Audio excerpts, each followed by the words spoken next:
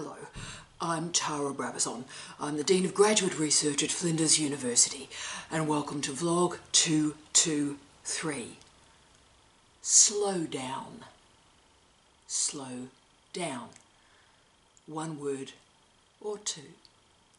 This vlog takes us out of the comma series, and thank you so much for the unbelievable feedback we've had from friends all around the world. It's been amazing.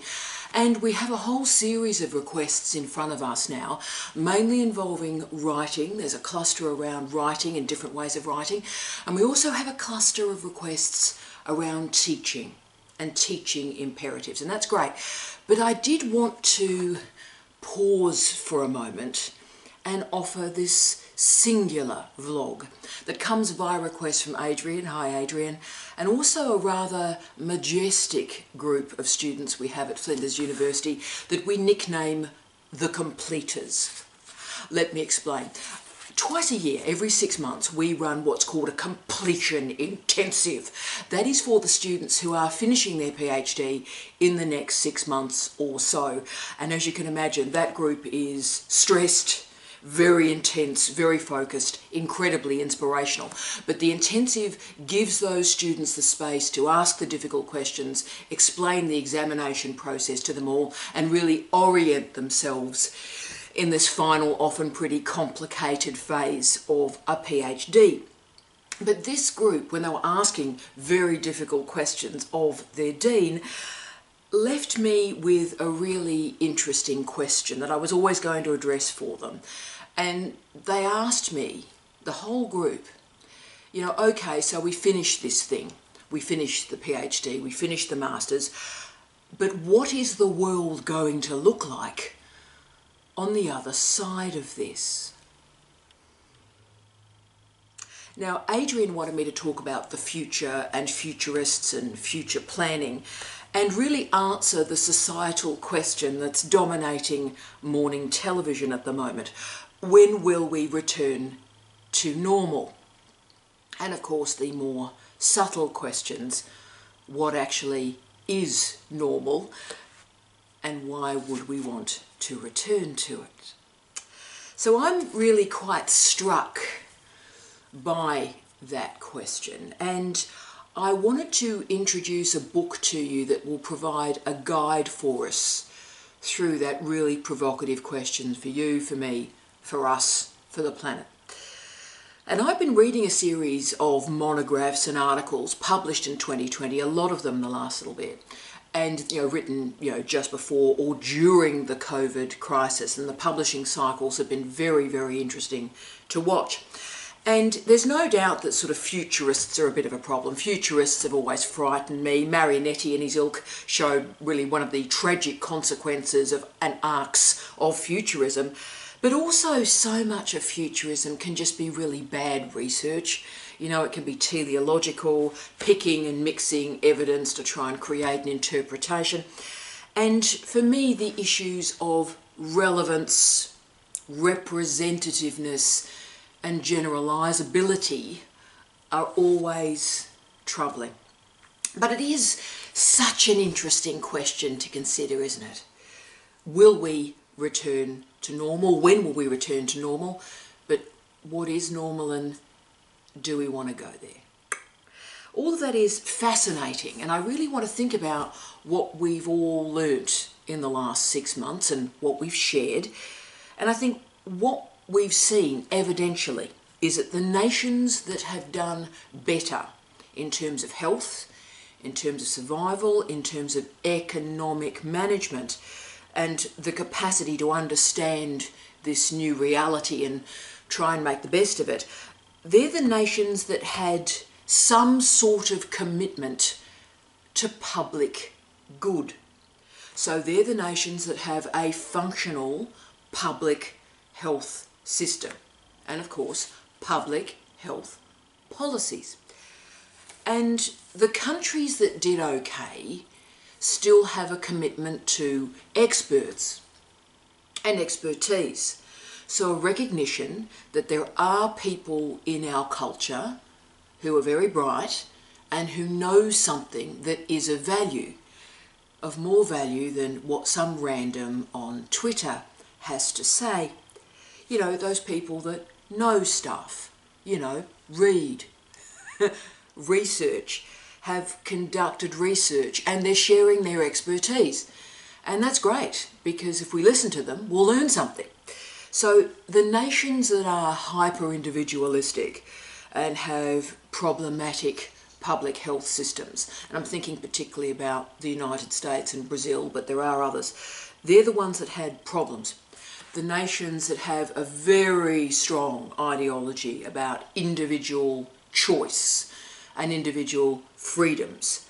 Now, ironically, that commitment to individual freedom made people sick and increased the spread of COVID, because there was no commitment to the public good, a recognition that if we socially distanced, I'll use that weird phrase, and we made personal sacrifices for the members of our community who may be vulnerable in some way, then our individual choices can be of help, can be of service to others.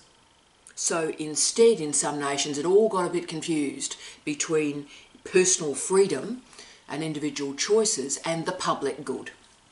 Right, so similarly, nations that critiqued experts or expertise for much of the decade didn't do too well. And I'm thinking very strongly here of the United Kingdom, my second home. I lived there for a decade, love it.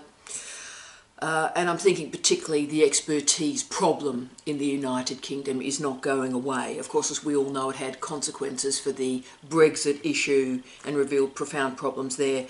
And some of you may remember Michael Gove, still a member of the British Parliament. Michael Gove made a statement on Sky News, the British Sky News, that really became the catch cry of the Brexit referendum. And that was, quote, "People in this country have had enough of experts," end of quote. So while such an ideology may have delivered a Brexit result to the government of the day, it also crushed that faith in experts and expertise. So people who have dedicated their life, like many of you, to knowledge, to research.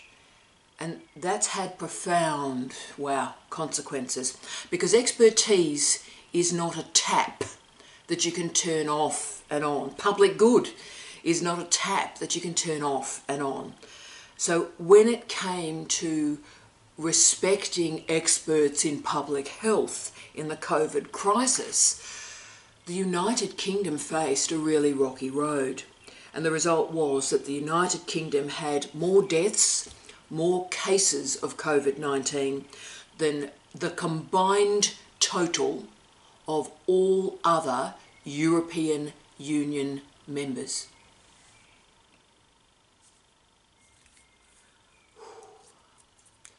And there's something troubling, disturbing, but also should fill us all with a fair amount of despair. And as you can see, the university matters in this time. Research matters in this time. And I recommend to you a wonderful book, again, one of these books that I've been reading, published in 2020, called The Fully Functioning University. Great book by Tom Berner et al. The Fully Functioning University. Great book, published 2020 by Emerald. And these scholars confirmed that less than 100 years ago, global life expectancy was under 34 years of age. 34 years of age, a century ago. It's now over 70, as confirmed by the World Bank in 2019. So why do universities matter in the history of humans, let alone the history of humanity? And they are different. Well, in the last century, the university has been the primary source of research, the primary source of progress, and the font for the advancement of knowledge. The university is also integral to how knowledge is accumulated, disseminated, and applied. So almost all of the knowledge that has been generated in the last century came from a university. or indeed from researchers who were, you've guessed it, trained at a university. So the university has three functions: research, teaching and service, and they can get a bit contradictory and messed up at times. And the tension between those three jobs, roles, functions, the tension is probably worsening. But one of the causes of that tension is the expansion of universities in the last 50 years in particular. The number of universities has expanded, and of course the number of students, wow, has risen exponentially. So let's think about those changes in universities in the last 50 years. We've got an increased number of universities, the widening participation, the massification of higher education through the student body, an increased diversity of students, increased fees for tuition. We've got quantitative assessment of quality of teaching. Quantitative. So what is quality teaching? And we now supposedly can study that quantitatively. Rock and roll. And of course, funding is tied to those targets that are studied quantitatively. Oh, we're winning here. The development, the dominance of league tables, the rise of performance indicators, research measurement, RAE, REF, ERA, and now teaching measurement, the TEF. Attention to graduate employability and creating those workplace-ready graduates. Development of new awards, new qualifications. The professional doctorate is the great example of that. So in the United Kingdom, the prof doc wasn't really heard of before the early 1990s. In Australia, we had a little bit more movement at the end of the 1980s. So we have a slightly longer history of the prof doc. But also increased governmental involvement in higher education policies and practices, and the development of course, online learning, which has all sorts of problems, but also has profound strengths because learning and teaching can suddenly move in really interesting, provocative and very diverse ways. So as you can see, with all those changes, the university sector was volatile before COVID. And universities were monitored, they were watched, they were twisted, they were underfunded, they were devolved of functions, and the undermining of the expertise, the undermining of knowledge has been part of politics for at least 20 years. Okay, so this is part of what Jean Baudrillard referred to as the double refusal. For me, this is really the concept of the last 5 years. To understand what's gone wrong on the planet, really, Baudrillard's double refusal explains it. And the double refusal is the refusal to lead and the refusal to be led. Let me explain what that means. So this means we have a group of citizens that do not want to be led. They have no faith in their leaders. They're just not interested in leadership, right? They're just doing their own thing. And similarly, for some reason, we've got this group of leaders that are not terribly interested in sort of leading. They sort of like the title and the vibe and stuff, but actually when it comes to leadership and leading, they can't really do it. That's the double refusal. Therefore, noting these changes in both the university and the society that we're meant to serve, I wanted to talk about Donny Dorling's new book. Donny Dorling's new book, Slowdown. One word, Slowdown. And what we learn about our normality and how returning to this normality may not actually be possible or indeed desirable. So Donny Dorling is the Halford Mackinder Professor of Geography at the University of Oxford.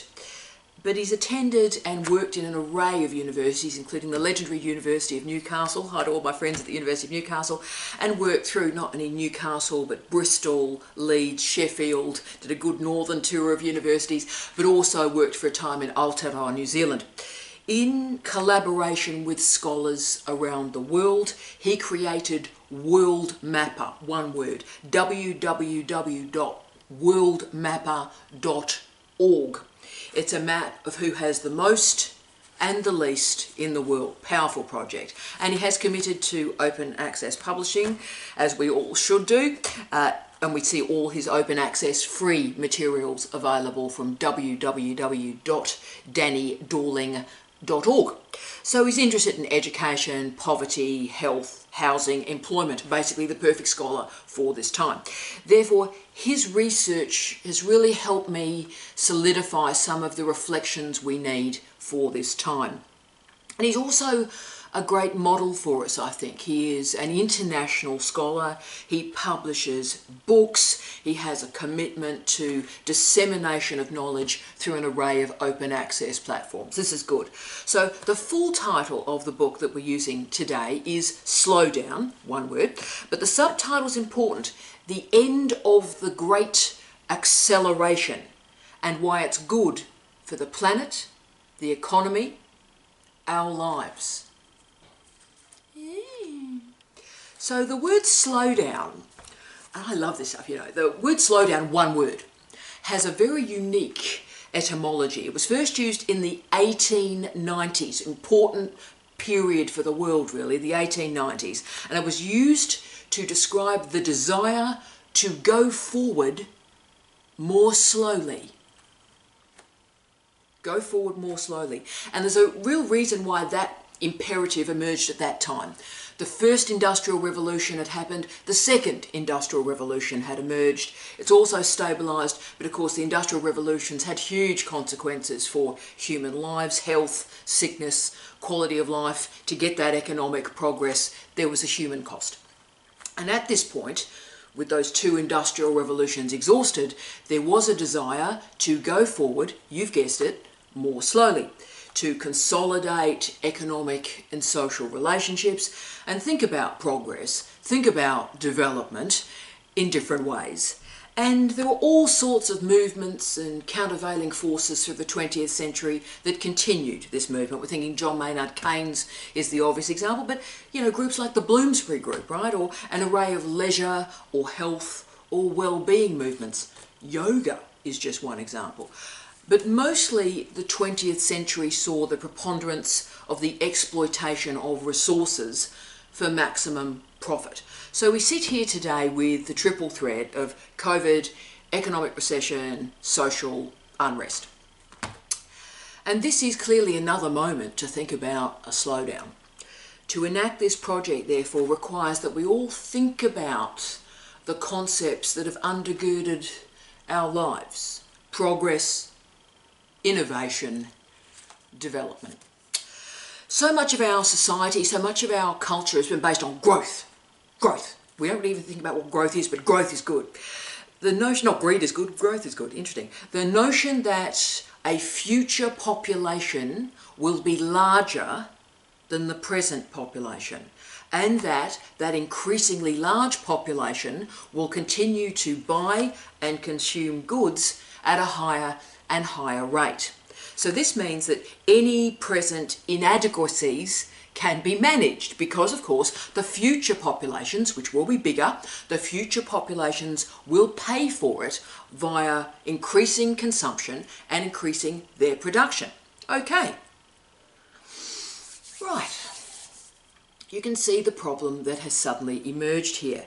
The global population right now is shrinking and aging. And COVID has created this reflexive space, accidentally, this reflexive space for millions of people to ask really complicated questions. Do we need such a large number of people producing goods that have very little value for consumers? Do we need to start thinking about people as citizens rather than as consumers? Do we need all this stuff that contributes so very little to our lives, except really accumulating debt? Then there is the matter of sustainability. Through most of our lives, all of our lives, we've been used to industries that make profit by digging stuff out of the ground, and by other industries that make profit by taking that stuff that's been dug out of the ground and making it into something to sell. Now, Tanya Steele, the chief executive of the World Wildlife Fund, offered a pretty powerful and potent view of this model of production and consumption. She stated, quote, "We are the first generation that knows we are destroying the planet and we are the last generation that can do anything about it.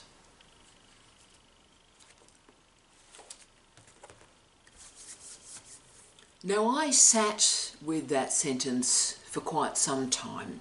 It is what Paul Virilio used to describe as a thought bomb, because it shatters our socialisation and it demands that we think differently. So we've become used to change. In fact, we've become used to accelerated change, and we've normalised it. But the challenge is, as the world has continued to become richer, and there's no doubt that's occurred, each change has provided a smaller dividend. How hard do we have to work? How many hours do we have to work each day to buy stuff that we don't need?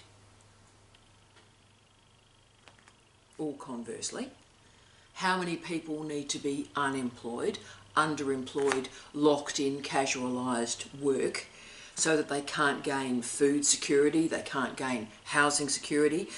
How many people have to go through that before we realise that's not just an individual problem? Sort of summoning a sad and sick and modern version of Gareth Stedman Jones' The Deserving and the Undeserving Poor. Are we back there? Wow. So COVID has meant that many nations are pretty well showing now an unemployment rate of about 10%. Right, that's a formal unemployment rate of about 10%. 10% is sort of the magic figure, and that's often described as structural unemployment. And that is labour surplus levels that reduce wages. So when you get to 10%, 10% of the population is unemployed, that's a labour surplus, and that's reached a figure where that labour surplus impacts on wages. Right. It also, however, reduces the tax base that has a consequences on the funding of health and the funding of education, and the population gets sicker. You see what happens. And of course it markedly increases the proportion of the population living in poverty. And particularly what we start to see, because of the feminisation of poverty, is we start to see more and more children living in poverty. Right. So what does this time mean? How is it changing who you are?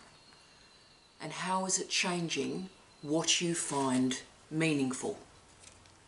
Now, you may disagree with Dorling, you may disagree with me, and that's brilliant. That's what these vlogs are about. They're about opening up the complicated and difficult conversations, presenting some evidence, and you disagreeing with me. That's what it's about. But there's no doubt that the slowdown is a time of reflection. And to use dissonance, use disagreement. That's important, so we can work out what is of value. What is clear, though, is that the age of expansion is over. The rapid technological change gig, that's over. The major movement of people around the world is over. What Dorling predicts is startling, and I think it is worth our consideration. Quote, "Sometime in the 2020s, confidence in the market begins to fall. Not short-term confidence, but long-term confidence. Something fundamentally different is happening. Something that you cannot recognise the size or the shape of. You have not seen this before. This time really is different. Clients are increasingly demanding more and wanting to risk less. You begin to realise just how much of what you've always believed to be right was so very wrong." End of quote. Wow. Okay, well, this is the slowdown moment. Put another way, this time asks of us, how are we going to live with the repercussions of our actions? How are we going to live with the actions of others? Now, many of us, quite rightly, might just go, whoa, this is just too much. This moment of reflection is just simply too much, and retract back to normality, to shopping, to working in relatively meaningless jobs, and pretending that the colour of nail polish and the type of car that you drive is actually important. This is called agnosia, by the way. This is a thing. Agnosia. What a great word. The inability to recognise something even though there's no sensory or memory impairment. Okay, so this is the slowdown, where we stop trying to work faster and faster and faster and faster, and we stop trying to get an identity from what we buy and start to think about meaning and start to think about purpose. Now, Dorling argues that we are entering a time where consumption will decline. Provocative conversations are going to emerge about the relationship between wealth and happiness. There will be an emphasis on cooperation rather than competition, and we'll understand the value of the free, the walk in the sunrise, watching the sunset, and the incredible opportunity that the online environment does provide for us. We can today go onto YouTube and see the best scholars in the world share their expertise. We can read for free, high quality, open access materials. What a gift. What a gift. This is going to have an incredible impact on our institutions. So government, families, healthcare facilities, schools, and of course, our universities. Dorling argues that the slowdown will reveal a lag in our universities. That is, the institutions will not change very quickly, but the attitudes of the people within them will change, and quickly. This means, therefore, if that's right, and what a provocative thought bomb that is, if that is right, then we're going to spend the rest of our professional academic careers working in institutions that no longer fit with what we believe in, right? So the slowdown through COVID has revealed the lies, the masks, the veils, the shadows, the images. Because we have been, through this time, released from agnosia. But the imperative of the governments around the world is get back to normal, get back to normal, get back to normal as soon as possible. So the institutions may return to normal. The people within them won't. So how will we, as students, as researchers, as citizens, manage this gulf? It is a time to remember what the slowdown, what the shutdown taught us. And I think what it taught us was the knife of a really powerful question. What matters to you? What matters in your life? We've learnt that fairness is not determined by those in power. Fairness is determined by those not in power. We've learnt that the public good is more than individual choice. And if we minimise the public good, people will die. We've learnt that if happiness exists, it emerges through the relationship with other people, not our relationship with things. And I think we've learnt that education and expertise matters quite a bit. And I think we've also realised that the pay that someone receives has little to do with the capacity of that person to do public good. There's no relationship between pay and the capacity of that person to do good in the culture. And my respects to all the nurses out there and the allied health professionals. Doreen Massey, the legend, once said, quote, "To make a real difference, we need to shift common sense, change the terms of debate, and shape a new political terrain." End of quote. So I wanted to finish with one exercise for us all to do, to remember this shutdown, to remember this slowdown, to think about what we've learned, how we may have changed, even as our institutions are returning to normal. So here's your question. You ready? Here's your question. What has happened to you in the last year that was important. List 5 things in the last year that happened to you, that were important. List them. Now pause the video at this point if it helps. So 5 things. Last year, 5 things happened to you. Cool. Important. Let me tell you my 5. And my 5 came really quickly. 1. Standing on the edge of the ocean at Willoughby Lighthouse on Kangaroo Island with a breeze so strong it was cleaning out my small intestines. Amazing. Wow. Lighthouse. Wow. Ocean. Wow. Big. 2. Playing Scrabble with Jamie during the shutdown. Brilliant. 3. We had a beautiful, calm, relaxed, gorgeous Christmas Eve. I'll remember it forever. 4.